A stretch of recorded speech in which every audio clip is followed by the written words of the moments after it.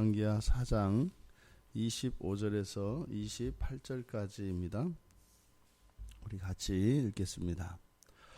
드디어 갈멜산으로 가서 하나님의 사람에게로 나아가니라. 하나님의 사람이 멀리서 그를 보고 자기 사환 게하시에게 이르되 저기 수넴 여인이 있도다. 너는 달려가서 그를 맞아 이르기를 너는 평안하냐? 네 남편이 평안하냐? 아이가 평안하냐 하라 하였더니 여인이 대답하되 평안하다 하고 산에 이르러 하나님의 사람에게 나아가서 그 발을 아는지라. 게하시가 가까이 와서 그를 물리치고자 하매 하나님의 사람이 이르되 가만두라. 그의 영혼이 괴로워하지만은 여호와께서 내게 숨기시고 이르지 아니하셨도다 하니라. 여인이 이르되 내가 내 주께 아들을 구하더니이까 나를 속이지 말라고 내가 말하지 아니하더니이까 하니. 아멘. 갑작스런 수넴 여인의 방문에 엘리사의 반응은 그녀에 대한 특별한 정을 가지고 있음을 알게 합니다. 사환인 게하시에게 달려가서 그녀를 맞아서 안부를 물어보라고 이야기를 합니다. 하나님께도 이렇게 보면 특별히 사랑을 받는 사람들이 있습니다. 그래서 하나님은 무한하시고 또 하나님의 사랑은 차별이 없으시고 동일하십니다.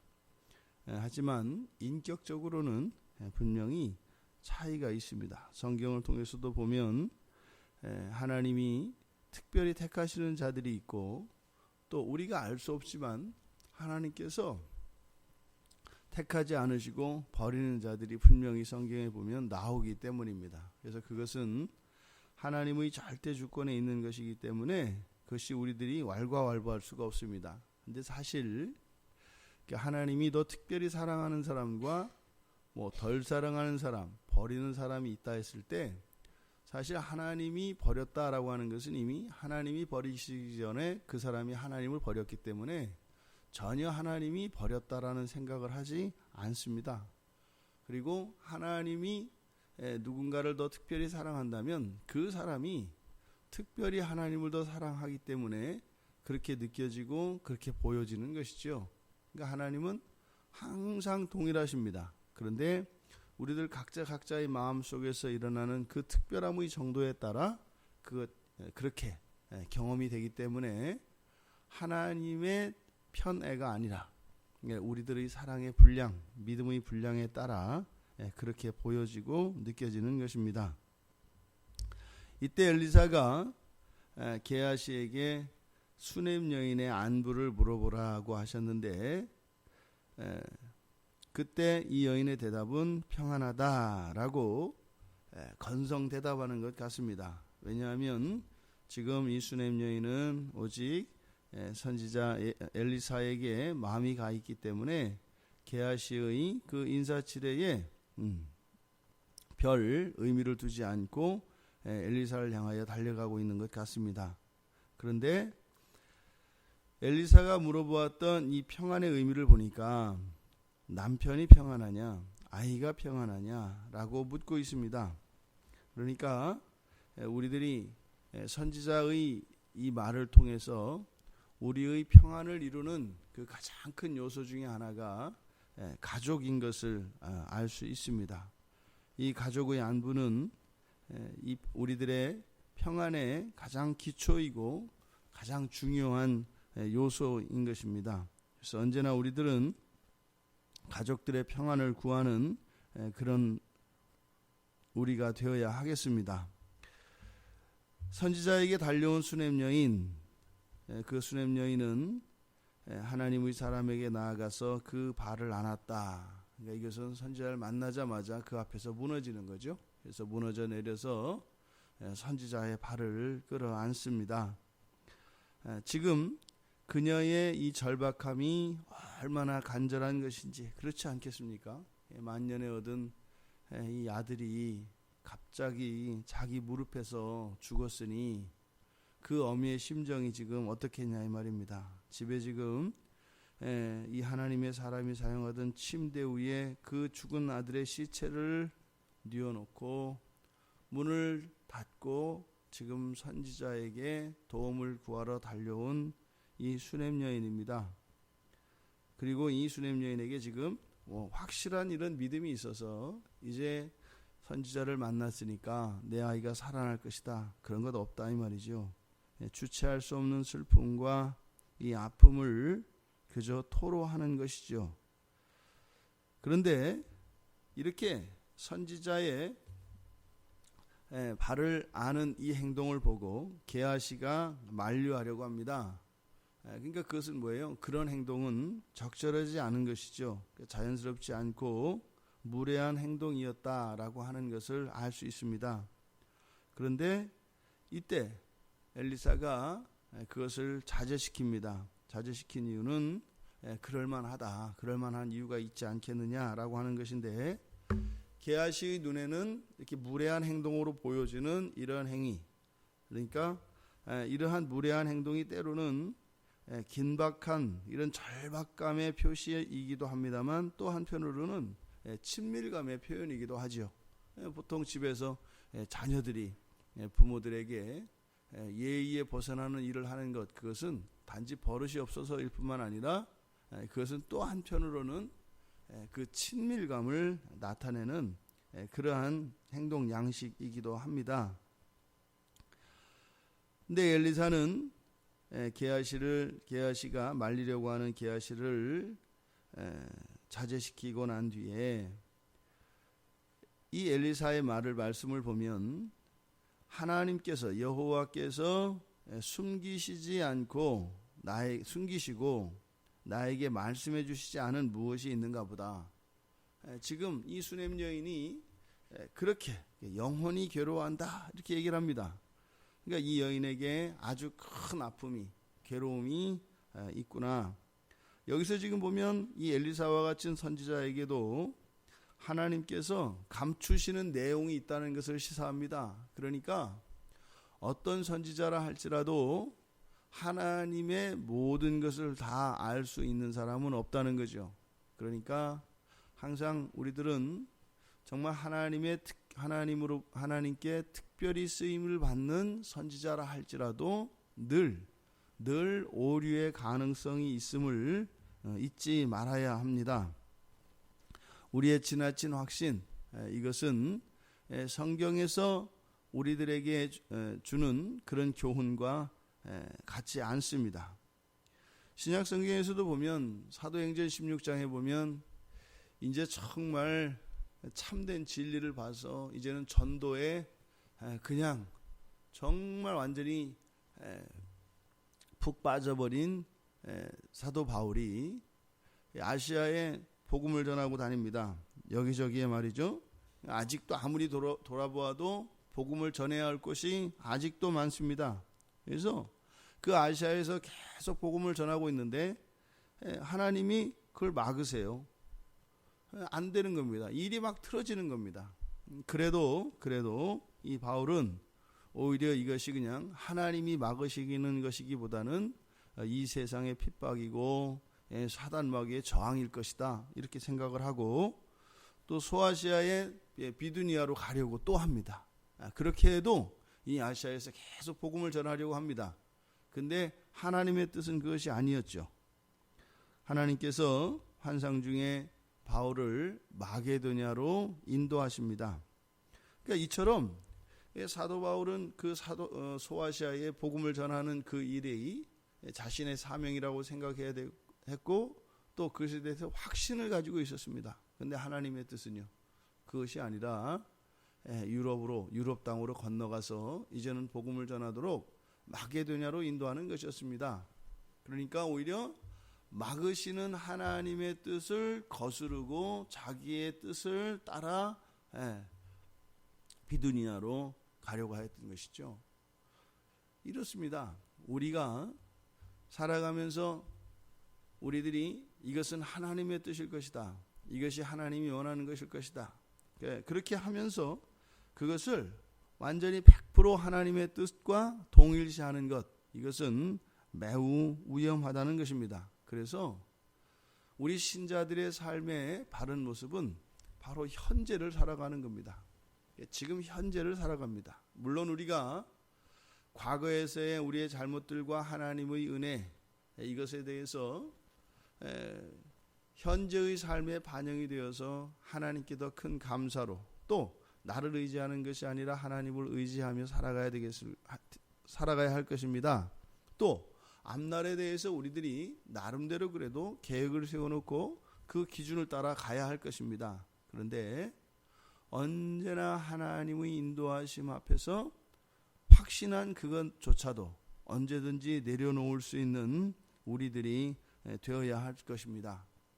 그리고 그 이후의 일에 대해서는 조금도 두려워할 필요가 없는 것이죠. 우리가 만약에 이 성령의 인도하심을 받고 하나님의 그 뜻을 조차 순종하려고 하기만 한다면, 내가 성령의 뜻이 아닌 것을 성령의 뜻으로 착각하고 거기에 순종하였을 때 그것조차도 하나님께서 바꾸십니다.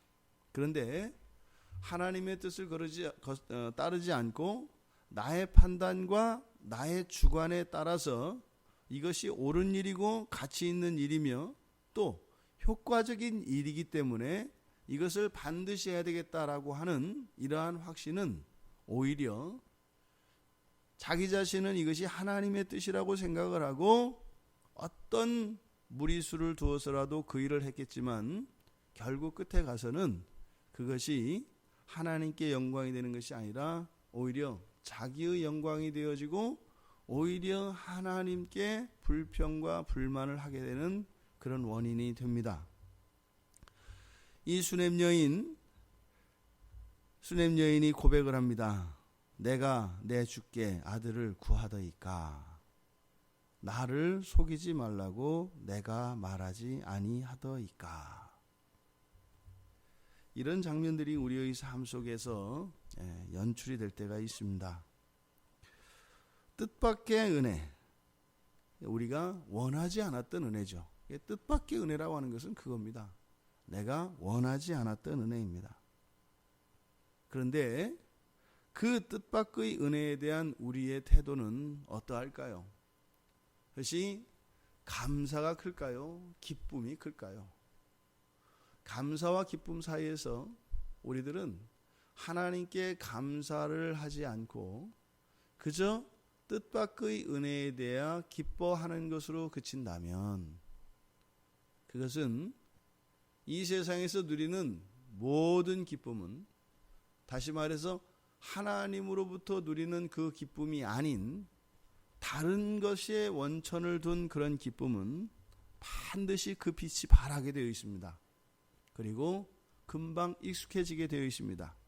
그러면 그 기쁨이 컸던 만큼, 그 기쁨이 사라진 만큼이 우리에게 불만이 되어지고 불평거리가 되어집니다.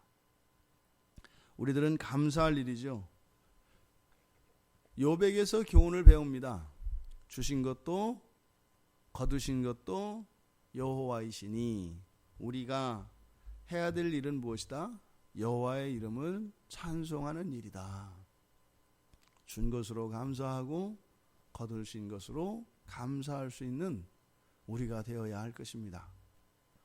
우리들이 심지어 이 세상을 살면서 겪게 되는 어려움과 고난들, 그것이 감사의 제목인 것을 우리가 알 수 있을까요? 그것이 감사가 되지 않는 이유는 그 감사의 원천과 이유가 하나님께 있는 것이 아니라 하나님이 아닌 다른 것에, 다시 말해 나의 만족에 그 원천이 있기 때문에 그것이 하나님의 은혜에 대하여 오히려 지금 수냄 여인과 같이 불평하는, 내가 언제 아들을 달라고 했습니까? 나를 속이지 말라고 하지 않았습니까? 마치 나에게 아들을 준다라고 하는 그것, 그러니까 하나님의 뜻은 그 집안의 대를 잇게 하는 것이었죠. 믿음의 계보가 이어지게 하시고자 하는 것이었죠. 그런데 이 여인에게는 이 아이는 기쁨이었습니다. 근데 그 여인은 그때 그런 기쁨이 필요 없었다는 거죠. 그 기쁨이 있지 않아도 지낼만 했다는 거지요. 그런데 뜻밖의 은혜로 아들이 생겼고 형언할 수 없는 기쁨을 누렸습니다. 너무너무 기뻤습니다. 그런데 그 아이가 죽어버리니까 맨 처음에 자기 자신이 하나님께 원해서 얻은 아들이 아니라 하나님이 일방적으로 주신 죄송합니다. 하나님이 일방적으로 주신 그 아들이라고 하는, 그러니까 무엇이에요? 하나님이 주셨던 그 은혜에 대한 하나님의 뜻을 제대로 깨닫지 못했던 그 순간으로 다시 돌아가는 겁니다. 그것은 무엇일까요? 바로 하나님께서 수넴 여인에게 아들을 주신 참된 뜻이 무엇인지 그것을 가르쳐 주려고 하는 것입니다. 하나님의 주신 은혜는 우리들을 향하신 하나님의 뜻이 반드시 있습니다. 그냥 주신 그것으로 기뻐하는 것으로 그치는 것이 아니라 우리가 감사해야 될 감사의 제목입니다. 그런데 그것은 무엇일까요? 그저 기뻐하는 것으로 그쳤던 그 사람이 감사하기 위해서는 우리 안에 변화가 일어나야 하는 것입니다. 근데 그 변화는요, 지금 큰 슬픔으로 찾아왔습니다. 그러니까 이러한 슬픔들, 우리가 인생을 살면서 겪는 이러한 슬픔과 어려움들은 회복이 전제되어 있고, 그런데 이 과정을 겪는 이유는 무엇이에요? 우리의 생각과 우리들의 마음을 바꾸시기는 하나님의 이런 은혜의 과정인 것을 우리들이 믿어야 할 것입니다. 그래서요, 거두실지라도 그것이 여호와 이름을 찬송해야 되는 이유가 되는 것입니다. 그러니 그리스도인들을 어떻게 흔들 수가 있겠습니까? 하나님이 주신 특별한 은혜는 은혜대로 감사하고, 그것이 사라진다 할지라도 또 그것에 대해서 감사하는 그리스도인을 어찌 세상이 이길 수 있겠습니까? 그저 자기 입맛에 맞는 것으로 기뻐하고 그것이 사라지면 그것으로 역정을 내며 투정 부리는 그리스도인이 아니라 언제나 바닷물과 같이 가득 차 있는 그런 믿음의 사람들이 되셔서 언제나 어떤 상황 속에서도 우리를 구원하신 주님께 감사하며 그 주님 다시 오실 날만을 기다려 살아가는 우리 모두가 되기를 주님의 이름으로 축원합니다. 하나님, 저희들의 인생에도 수넴 여인과 같이 저희들이 구하지 않았지만 하나님께서 주신 것들로 가득 차 있습니다. 오늘 저희들이 함께 나눈 이 말씀에서 수넴 여인의 이 모습이 저희들의 삶 속에도 많았던 것을 기억합니다. 언제 저희들이 저희들 자신의 건강을 위하여 그렇게 구한 적이 있었던가요? 그렇지 않았음에도 불구하고 저희들에게 건강을 허락하여 주셨고 평범한 것 같은 일상을 허락하여 주셔서 그 하나님의 특별한 은혜를 누리고 있습니다. 하지만 하나님이 주셨던 이 특별한 은혜의 어느 한 부분이 거두어질 때 저희들의 마음은 무너져 내리고 절망하고 때로는 하나님을 원망하며 염려와 근심으로 저희들의 마음이 뒤덮여 버리는 것을 보게 됩니다. 저희들의 마음이 오직 하나님께 있게 하여 주셔서 이 세상에서 일어나는 상황과 여러 가지 사건들로 인한 변화에 저희들의 마음이 출렁거리지 않도록 오직 하나님의 그 은혜와 그 무한하신 사랑으로만 가득 차게 하여 주셔서 요동치지 않는 바다와 같은 마음을 허락하여 주시옵소서. 감사하며 예수님의 이름으로 기도드리옵나이다. 아멘.